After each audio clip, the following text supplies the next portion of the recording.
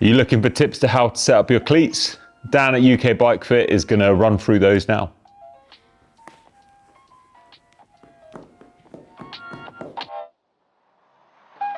So today we've got some replacement shoes because you absolutely ruined your old ones. No, it's not ruined, I've used them.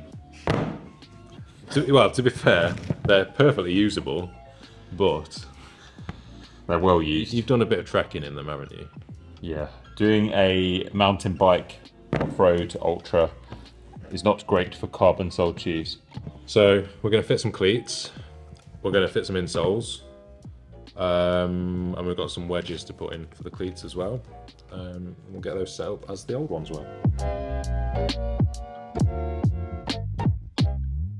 I'm cutting your insoles to the same shape as the Lake insoles, so they fit in the shoe. There's nothing more to say on that. I'm just using some scissors. Now you have these bad boys in your insoles, which are Met domes. These are really useful, which again, not many people know about or know they exist. These are specific for the G8 insoles. So what Met domes do basically is it gives something, a platform for your metatarsals. If you imagine these are your metatarsals in your feet, they sit over the top of that dome and they spread. So it spaces your metatarsals out when your feet are in a cycling shoe rather than being all cramped together. Especially useful if you've got wide feet, which you have.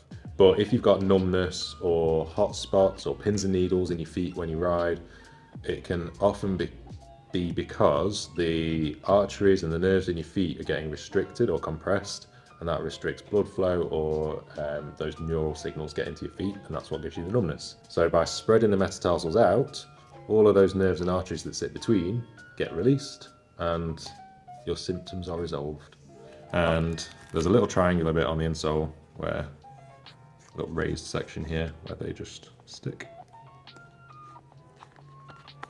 Like that. Why don't insoles naturally come with this? Is it just because a lot of people don't need it? Was it just an additional cost to install it into an install? No, a lot of insoles do. Or some insoles do, should I say.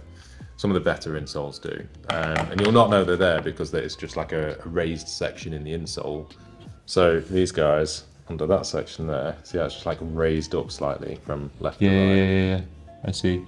In a lot of the higher end insoles, the better insoles, they are in there because it's such a useful feature for an insole to create that space along your metatarsals. The hard day of sitting in the sun. You love the sun, don't you? I love the sun. I love the sun. Did we mould these last time?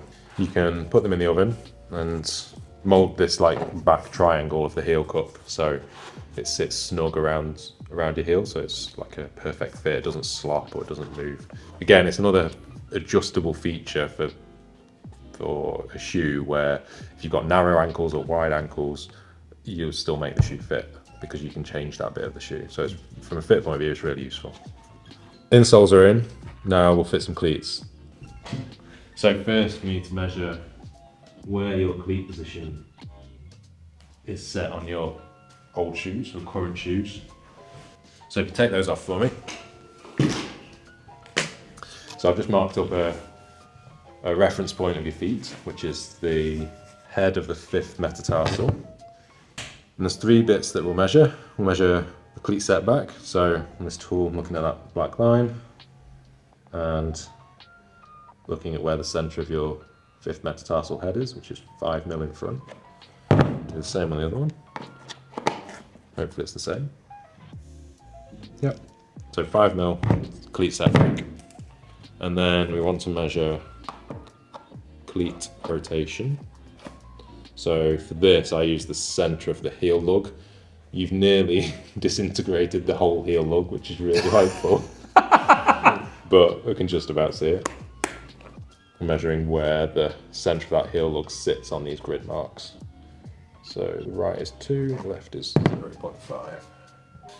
And then the other thing we need to note is the lateral position of the cleat.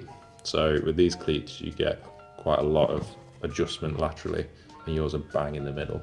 So we'll just do exactly the same on the new shoes. And if you match those 3 points up, setback, lateral position and rotation, you'll have exactly the same cleat position.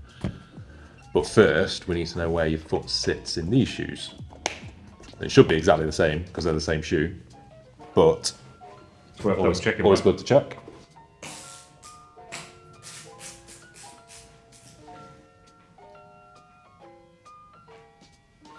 Let's set those ones off. Now you have a little cleat wedge under your cleat, so we'll just put them on loosely for now so we can adjust them.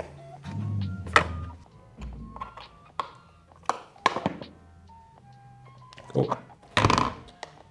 So if I knit these up and then stick them back in this tool just to show you. So 3 things: setback 5mm, heel rotation 2 marks on the grid, and then lateral position in the middle with your cleat wedge. So now that is exactly the same as that. Then we'll do the same with the other one and job done.